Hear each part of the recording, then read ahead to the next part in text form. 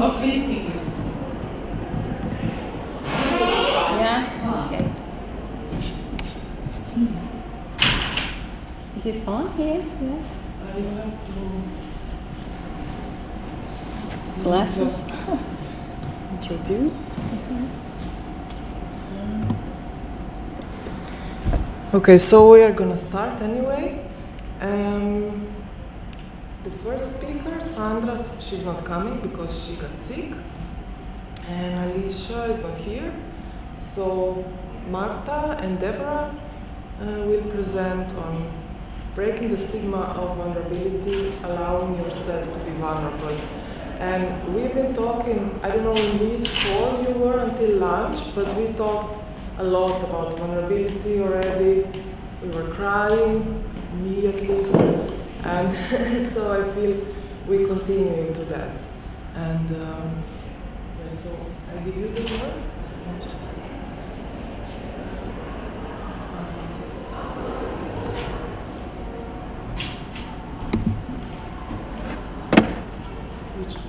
will you open or do you want? No, I will open. Yes.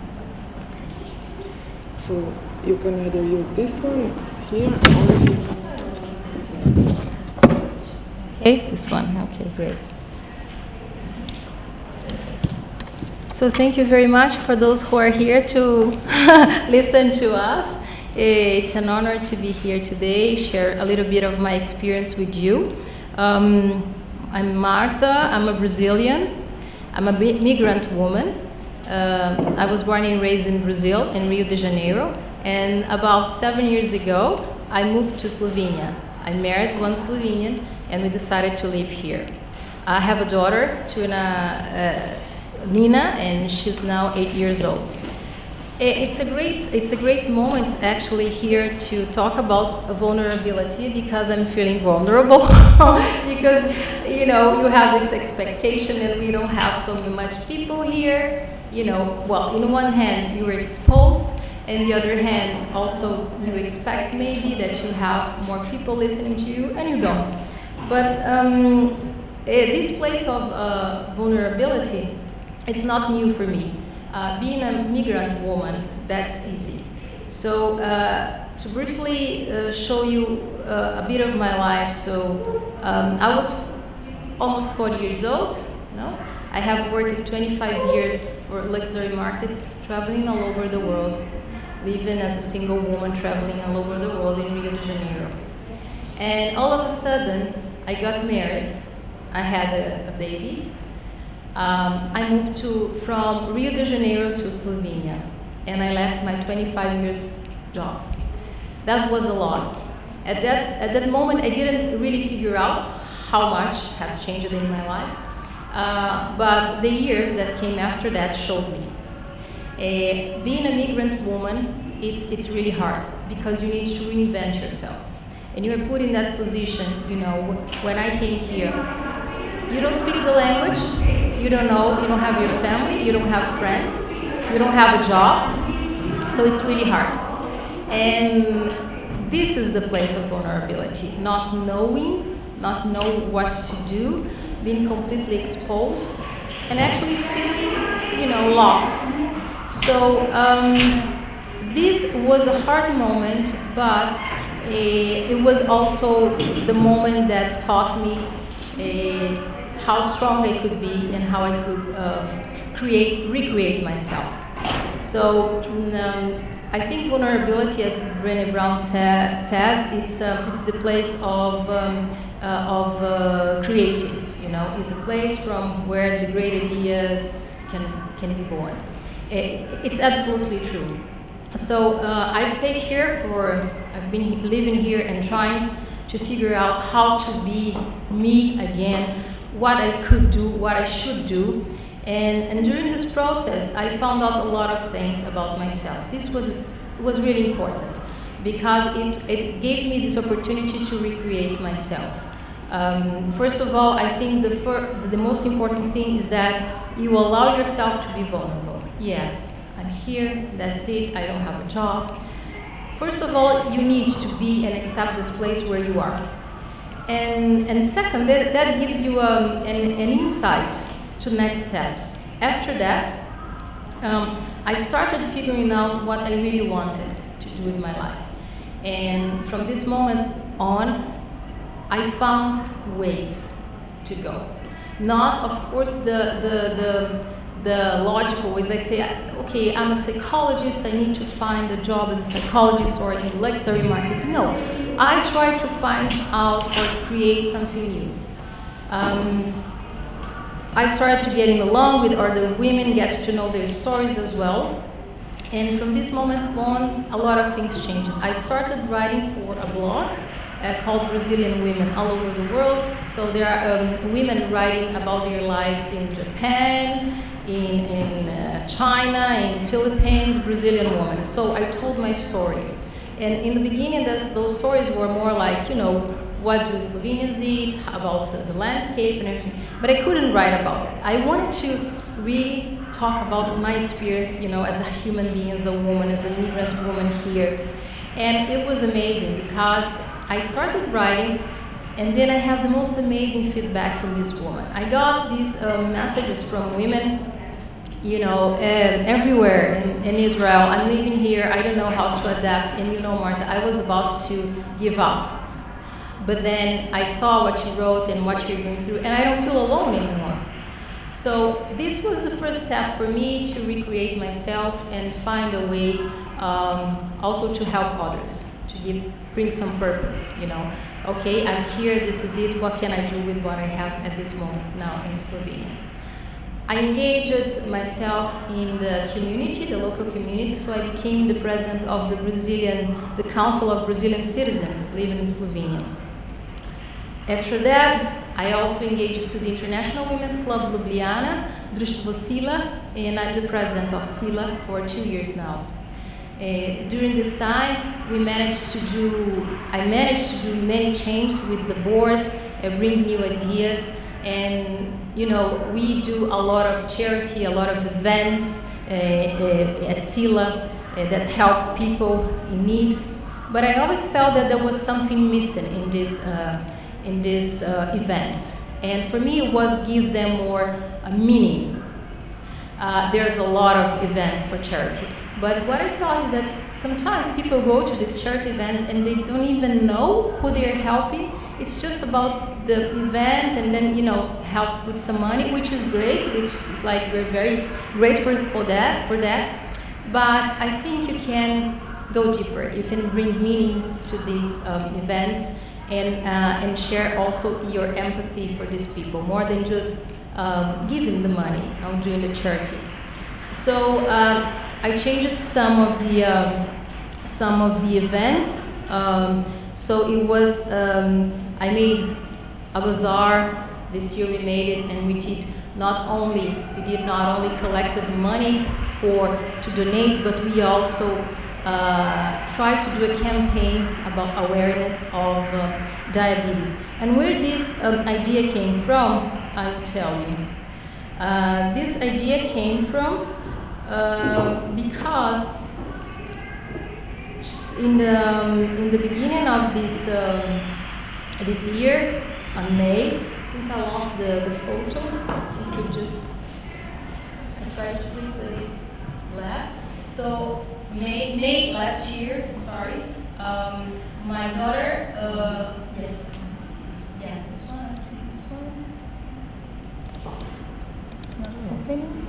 Oh, because it's not... Try the other one maybe. What format is it? Yeah, this one, it's okay. So on May last year, my daughter, Nina, she was diagnosed with diabetes type 2. Of course, it was really shocking for us. Because it's not slide. Okay. I had one photo of her, but that's fine. So what I wanted to say is that I was already engaged and already trying to do this, bring some more purpose to these events. And when I saw her in her behavior she was very vulnerable at this moment, no? Because you imagine all of a sudden she was absolutely healthy girl with no problems, and all of a sudden after one consultation we go to the doctor and she needs to take 3 times a day shots, and she cannot eat everything that a normal girl can, and a lot of restrictions. So she was very vulnerable, and so we were 1 week in the hospital. Then we came back home, and she needed to go back to school, right? So we say, so now how it's gonna be, because she needs, all the kids were asking, where is she, where's Nina, but why is she not here, what's happening? And then the parents, of course, start to explain she has diabetes, but kids, they do not know. Actually, I didn't know much about it. So they started asking about it, and we thought that that would be like really hard for her to confront. So we talked to her, and she said, you know what, maybe I just go there and I tell and I explain them what's going on. So she prepared herself a presentation. She went the first day, she was a bit like, face all these friends, now I'm different. She goes in front of the classroom, and she told them, and she designed, and she explained what happened to her. I have diabetes, I don't, she in this language that kids can understand, she explained what happened. She took, the device to prick her fingers. She showed everything, and they were like really, and from this moment on, and I asked her, but is that okay for you that you're gonna share, And she said, you know what? I think that if this is gonna help the other kids, I'm gonna do that. So even being so vulnerable and having to face that, she thought of the other people, She didn't feel, she was vulnerable, but she said, I think I can share this and maybe help other kids. And it was amazing because the whole classroom really engaged in helping and letting her know it's time for you to take your insulin, or you look strange now because you're having maybe hypotension. So she engaged the whole classroom, and further on, even the kids that had other issues, health issues, like intolerance to celiac or other things. They came to her and they say, Nina, it's nice that you said that, because, now we talk about all these things and I don't feel strange anymore. Because, there is diabetes, there is celiac, there are all these vulnerable places we're exposed and many other things. But the most important thing is that from that lessons, from this place, we can reinvent ourselves, we can be strong enough. I did my part, bringing some purpose and meaning to my condition as a migrant woman. And further on, it was amazing that I could also learn from my daughter how to be vulnerable and learn a lesson, and more than that, help other people from that place of vulnerability. So thank you very much. Thank you.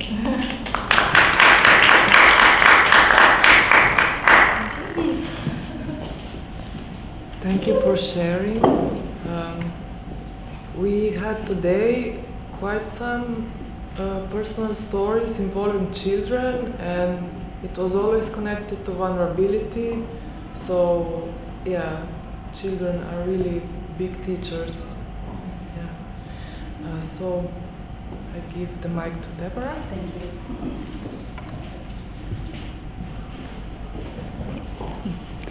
Hi everyone, my name is Deborah. I live in Croatia, but I'm originally from Brazil, from Rio de Janeiro. I come from a town of 3 million people, so it's almost the size of the whole Croatia, and Slovenia, I guess, right? 2 million, yeah.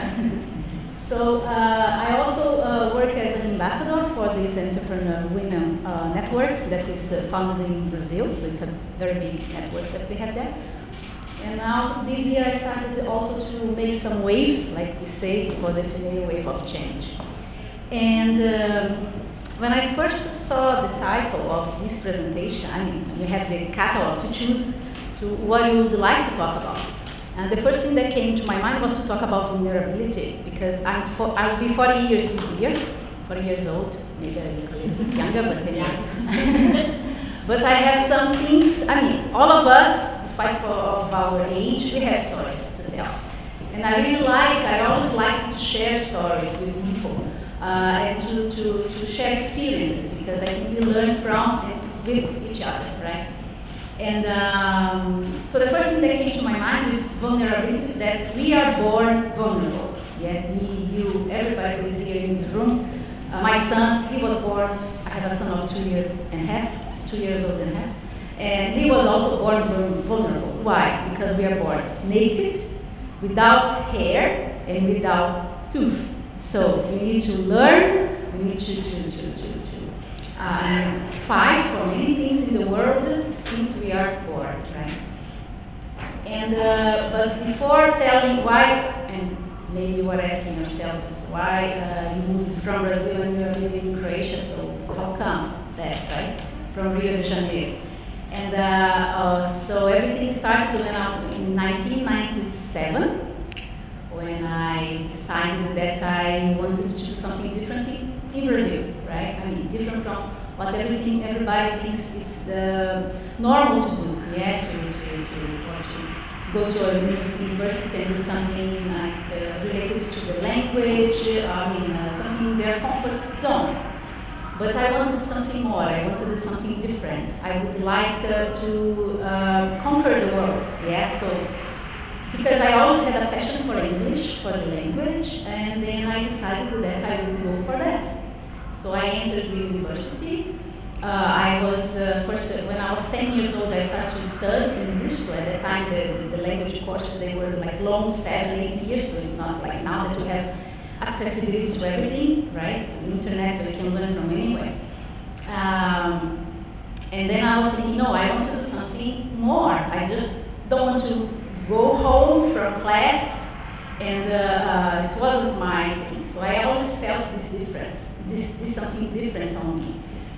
And then I went to school, to university. I have a bachelor degree in English and English literature, in languages.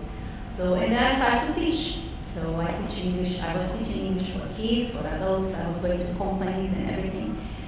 But after some time, I wanted to test to see if I was really doing something with a purpose.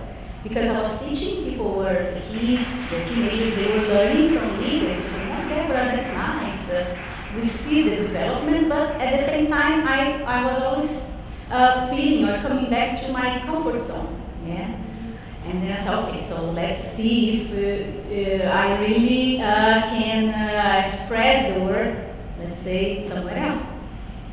And then I always had the dream to come to Europe, always. Because from Brazil, I mean, for everybody who lives there in Brazil, we have this, some people just think that it's a challenge or it's very hard. Or why do you need to learn English? Because, the whole Brazil just speak Portuguese, we don't speak Spanish, right? So, and then I was thinking, why not? Yeah, I want to see how is it out there, right? But then after university, in between, when I was studying, I met this guy, this Brazilian guy. I was 19, 20, and then I fell in love. So this was the first step to vulnerability. Yeah, when you open yourself, first boyfriend and everything. So, and then that time in society, let's say, at least with my family, that we were raised in a very conservative way, right? So you need to date and then get married, and then you can, let's say, move somewhere else. So I couldn't do the other way around, right? And then I put my plans, and then I put everything that I'd like to do aside, because I was in love, because my head was spinning around, and then I wanted to do everything with him, and to live his dreams. So I kind of forgot about my dreams. Yeah. Then I got married. It was, before getting married, I had this. We had plans to move, but I needed to get married before. So communicate my family and everything that we would move abroad. But before doing that, he decided to move. He came to Holland. Because he had this dream, so he went to live his dream, and I was waiting there in Brazil, calm, quietly. sometimes with that time we had very few alternatives to speak, to talk. And then I remember that once he was already away from home, let's say 2-3 months, and I was missing him deeply, crazily. And I bought a camera for the computer. I had to go to work, but I bought this camera, and I had a class, and I just left this class, went back home to install the camera and to talk to him, and I lost my job, of course. No boss could understand that, but anyway, passion. And then after 9 months, he came back home because I wanted to marry. I wanted to see what he had the opportunity to see, right? And then he came back home, let's say 5 days before we got married. Then we got married with the promise and with the plans that we would come back together to Holland, to Amsterdam, to live and to work. And then this didn't happen because he had other plans to himself back there in Rio, in Brazil. But he didn't communicate with me, so I wasn't part of his plan anymore. So this period lasted, let's say, 3 years. And then on this third year of marriage, he comes to me and he says that he met somebody and this woman got pregnant. And then he was gonna leave me to go live with this woman and her baby. So it was, this is exactly what Brené Brown, I read a little bit of her extracts of some parts of her book. And this is exactly what she says about being ashamed, and to have this shame. And then you question yourself so much like, what did I do wrong? So was it my fault? So what did he see on her? He didn't see on me to have a baby with me, because this was his dream. And then I remember that I was wearing some contraceptive, like a patch. We used to have a patch there in Brazil, and then I was wearing it. And then by the moment that he said that to me, that the woman was pregnant, I just removed that patch and I said, okay, let's have a baby now, because if this is the problem, so let's go for it. So I was so in pain, but also with so mixed feelings and so exposed. Yeah, so I don't know how many, in just 5 minutes, I don't know how much time I'm speaking, but so many examples of how you are vulnerable, how you are exposed to and at risk and uncertain of things, but you find yourself so desperate for changing and everything. So, and then I went through that pain and lost, and what I'm gonna do now, because I was always told by my parents that this should last forever. And then I said, okay. So and then I decided to apply to work for Emirates. To be a flight attendant, because I wanted to travel, I wanted to see the world and say, okay, I need to breathe. I didn't pass, another frustration. And then 3 or 4 months later, I applied to work on cruise ships, so because for Royal Caribbean, so I decided to work for them.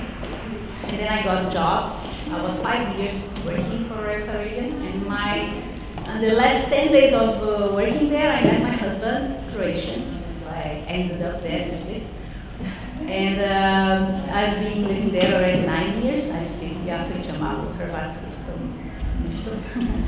And then I've been there. I mean, it was another challenge. Exactly like Marta said, we are expats, and we had to deal with the new language, new culture, weather, totally different, and reinvent ourselves so much in terms of job, in terms of, now I teach Portuguese instead of teaching English. I found myself teaching Portuguese to Croatian people there. And I see this as a challenge, but it was good. And then at the same time I was asking, what did I do wrong? So I never did anything, I wished anything bad to anyone.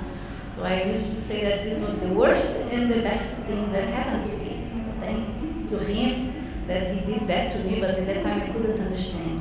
And then just to end up, I would like to just read it also takes a lot of courage to come out of our comfort zone and to show how it's not okay now, but it will be okay in the future. So I just like to read the extract of the meaning of the word courage. Courage. So the root of the word courage is cor, the Latin word for heart, coração, coração, core, in Latin languages. In one of its earliest forms, the word courage had a very different definition than it does today. Courage originally meant to speak one's mind by telling all one's heart. Over time, this definition has changed, and today, courage is more synonymous with being heroic. Heroics is important, and we certainly need heroes. But I think we've lost touch with the idea that speaking honestly and openly about who we are, about what we're feeling, and about our experiences, good or bad, is the definition of courage. Heroics is often about putting our life on the line. Ordinary courage is about putting our vulnerability on the line. So in today's world, that's pretty extraordinary. Okay, thank you very much.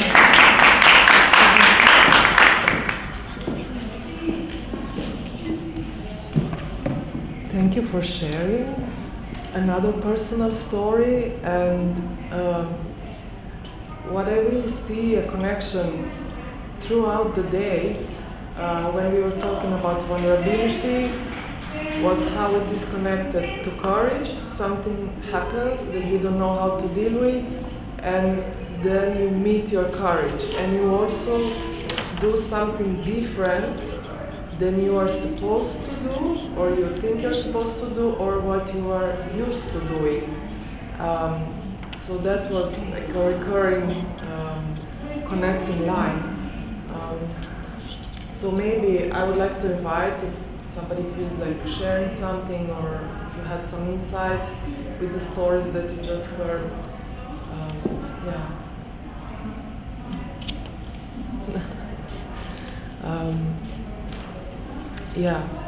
Then I think we can conclude this topic. Thank you for sharing. Thank you for telling your story, because this is what it's all about here, I feel, at the Women Economic Forum. And when you tell your story, just by sharing, I think you inspire and you give permission to others in a way to step out of their current story and create a new one. So thank you for being here, and I hope to see you at 4, so in about 12 minutes for the last session of today.